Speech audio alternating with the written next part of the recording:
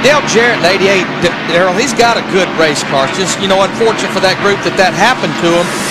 What he wants to do is get up there and get by these guys and try to catch that caution. Well, yeah, he's in the right place now. Just stay right there. When these two guys whack each other and knock each other out of the way, he can go by. You've seen this movie, huh? Yes. Does it have a happy ending? For him, it does. He's trying to stay glued to Dale Earnhardt Jr. because if Dale Earnhardt Jr. ever sticks that right front of that left rear of Tony Stewart, Dale Jarrett wants to follow him through. Now, Dale's car looks a little bit tight. Dale Jarrett's car looks a little bit tight right through the center of the corner. That's where he loses most of his time. Slides up a little bit. Can't quite get a turn right there, and they drive off and leave him. I look at Dale Earnhardt Jr. in the 8 car. I talked to Tony Eury Jr. the other day. I said, what car is this? He said, this is our Martinsville car. We've run it 4 times. We put bodies on it 3 times. It's our sacrifice we make to NASCAR racing twice a year. I remember one race here, he hit everything, including the wrecker. He did the ambulance sitting on the backstretch. Yeah, he hit everything. Well, then he should be buying those lottery tickets. It's the only thing he hasn't hit here. That's right. We qualified good here, and here he's running in second position, and we're getting close to halfway, lap 230 coming our way. Well, Michael came up here and tested, and I talked to Michael, my brother, and he said that had a great test. Looked like it helped Dale Jr. It didn't do much for Michael.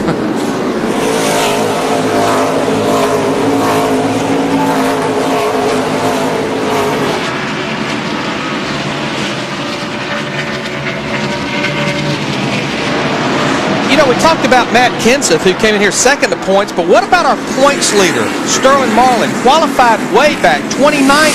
He's up to 13th position, but what I have to believe that's going on with Sterling Marlin, I talked to him and Tony Glover, Lee McCall this morning. Speaking of Sterling Marlin, he's all the way up the top of the racetrack. Their car was a little bit loose yesterday, and you have to believe with these hot temperatures today, it's a lot looser. What happened to the 14 and the 40? They went down here in the corner, and the 40 whacked the 14 in the rear end, got him sideways. They went down the back. 40 leaned into the 14, and then they got down to turn 3. Stacy just took him up the hill. Watch this. Here they go. Whacked him right there. He said, hey, buddy, I didn't appreciate that. Now watch what Stacy does. You didn't like that? See how you like this. Sterling was a busy man in there.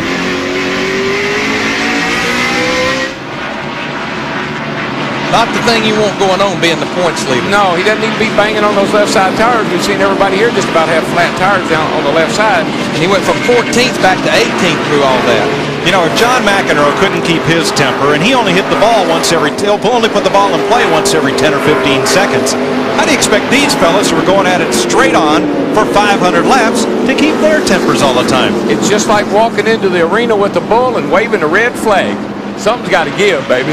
The bull is going to attack.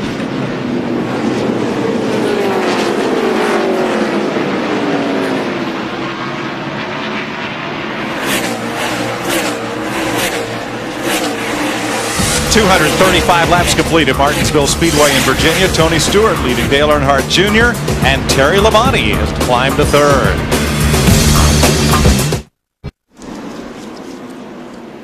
Welcome back to Martinsville Speedway, where right now Tony Stewart and Dale Earnhardt Jr. have clear track ahead of them for about a quarter of a lap, and then traffic jam.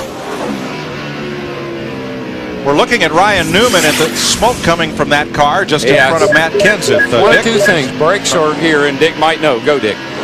Well, I can tell you what it's not, because he just said, Ryan Newman just said it is not tire smoke. He thinks it's coming out of the exhaust of the car. I'd remind you that last week in Texas, he lost an engine and failed to finish. And I believe that's where it's coming from. He has the exhaust pipes running out the right side. I looked at that this morning, and it looks like every time he backs off the throttle, Darrell, that thing's smoking out the right exhaust. It's a shame because he qualified 10th. He's running in the top 10 and 10th. And remember, last week at Texas, they had an engine failure. They broke an intake valve last week at Texas. And one of the interesting things, team to team, where there's 2-car team, 3-car team, or whatever, one driver likes one engine combination. Another driver likes another engine combination. I was talking to Larry about last week about the 88 and the 28. 2 teams come out of the same house, both run totally different engine combinations with good results. Because one driver likes a lot of acceleration, the other likes a lot of straightaway speed. Right now, it's hurting his lap times. I mean, he's getting slower and slower. He just ran a 21.19. The leader just ran a 21.02. Dick Bergman, how about more on the 12? Well, unfortunately, the news is not good. Newman has just come over the radio and said that the oil temperature gauge is pegged. That means it's probably an internal engine problem. Oil temperature is pegged. It will not be long where he'll be on pit road or in the garage or that thing about there on the racetrack with a lot running out the bottom. That's about like cooking French fries right now. They're going to burn up here in a minute. But that was a good run from him. Came up here and tested, brand new race car. Never had even been to Martinsville in anything. Meanwhile, Tony Stewart has opened up a lead now of more than a second on Dale Earnhardt Jr. Pole sitter Jeff Gordon started at the back end of the field. And hadn't made a lot of progress. No. Not a lot. But in about 5, 6, 7 laps, Tony Stewart's going to catch the whole back half of the field. So that's what Dale Earnhardt Jr. will be waiting on. They're pretty much lined up about all the way around this racetrack right now. Look like a conveyor belt. Yeah, or a Ferris wheel or something. Round and around we go. They wound them up and they just keep on going.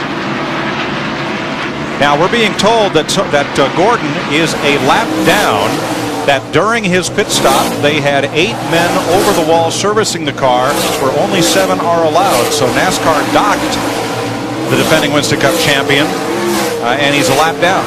Wow. You better. They're showing him back in 31st position on our scoring monitor, -1 lap, as you say, Mike. That's it. That's interesting. So not only is he a lap down, he's in danger of going another lap down because he's coming off 4. Tony Stewart's going into 3. And points leader Sterling Marlin on the lead lap in 18th position, trying to get past Gordon. Good thing these cards all have different paint jobs, because after about halfway here, you can't read the numbers. At least not the ones on the side, anyway. But yeah, the roof number's about all you can read. This car that Sterling's driving, this is a car they didn't run a lot at the end of last year. They did run it in New Hampshire there in November, finished second, but it was his favorite car from the first half of last season. Then they worked hard to try to duplicate it with a couple more. Well, if aerodynamics means anything, he's ruined that car. He's got the nose all beat in on it. He's made the sacrifice. That's right. 8th place battle, Ricky Rudd tried the inside. Whoa, Jeff Gordon. Something just broke. And the caution is out. That's definitely engine problems. Yeah, something just broke. Might be the rear gear, guys. Might be the rear gear. Power steering's gone now. It's a belt. So I still got oil pressure. Power steering trouble for Jeff Gordon. And Dale Jarrett gets his lap back from Tony Stewart. And you know what? I'm glad he did, because I can't tell you how many times I've seen that guy slow down and let other people get their laps back. Jarrett. So Jarrett. And Tony slowed down and let Dale get his back. Come on in this time. Make sure pit road's open there. 7th caution flag of the day, and it's the second one that Jeff Gordon's brought out. See it smoking.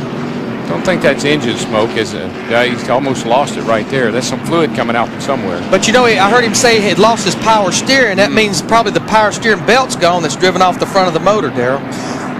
Or possibly, you know, it may have busted a power steering pump or something, or blew a line off. You think it'd be a line with all that smoke and the fluid I coming still out. got oil pressure. So it's not a motor problem. Full gauge, bud. Full gauge is fine. Here he comes down into turn 3. Something just let go all at once. Some kind of line, some kind of fluid has run under the car.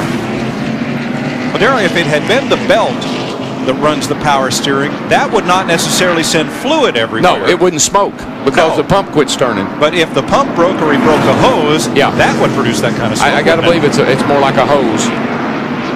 They're high pressure hose. They take, I don't know, several thousand pounds of pressure, but sometimes they blow up. All right, you're following the race leaders on Fox Tracks as they make their pit stops under caution here at lap 256, halfway. Matt? Tony Stewart slides to a stop. He said his car was very good. Needed a little bit of help in the center of the corner to help the car cut, but he didn't want to make too big of adjustments. He only took out a half a pound out of the right front to Steve Burns. Matt, same thing with Dale Earnhardt Jr. Right side tires are on, left side tires coming off now. He said this car is just a little bit tight in the middle. Stewart is out, and Dale Earnhardt Jr. tries to beat him off pit road. They had to push Tony Stewart. They had to push start him and he lost a lot of positions getting out of his pit. But I tell you who won the battle off pit road, Terry Labonte in that 5 car. Hey, here comes Terry Labonte. He's going to lead a lap for the first time in more than a year right You're here. going to lead a lap. How about that? Hey. How about that? Them boys are excited too. Came in third. These boys took the lead. Remember, they picked up a bunch of spots on the last pit stop. I'm sorry. Ward Burton Good job, is the guys. race Way up. leader. Hey, back down. Ward Burton is the leader. And the reason he's the leader, he Good job, pitted on lap guys. 210 Good job. about 45 laps ago, and he is elected to stay out. He's the only one that stayed out on this caution. Well, he spoiled Terry Labonte's party. Terry will have his chance when we go back to green. Stacy Compton, too fast exiting pit road. That'll be a penalty. Ryan Newman remains in the pit lane with the left side of the car jacked up. His gear. I think he's got a gear going out. So the shortest track on the circuit takes its toll on equipment here today. We'll be right back.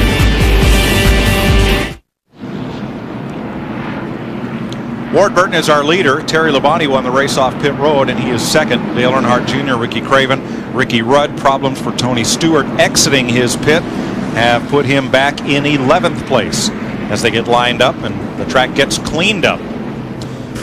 Now you see on the left Terry Labonte's crew, and on the right Tony Stewart's crew.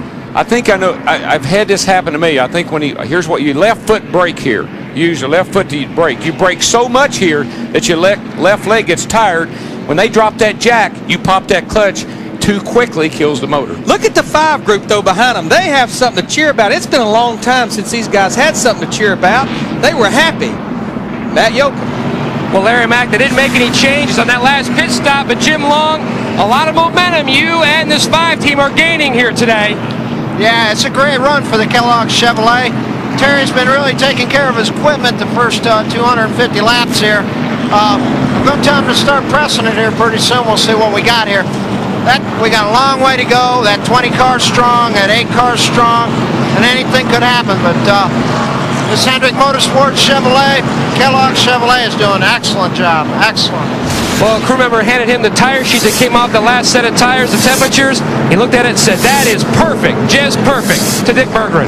Ryan Newman is right now in the garage area. The first clue as to what really went wrong with his engine happened when Trent Carey, the rear tire carrier, and Matt McSwain, the rear tire changer, both slipped and fell on the last pit stop. They slipped and fell in oil. The oil has been pumped out of this engine. Newman said he had to shut it off when he got down to just 10 points. Interestingly, Rusty Wallace came on the radio and wanted to know what's going on. They are teammates. Rusty obviously worried about his engine if this one is cooked, and this one is cooked. There's Wallace, who is presently in 8th place. 24 cars on the lead lap here at Martinsville Speedway, and Ward Burton is our leader.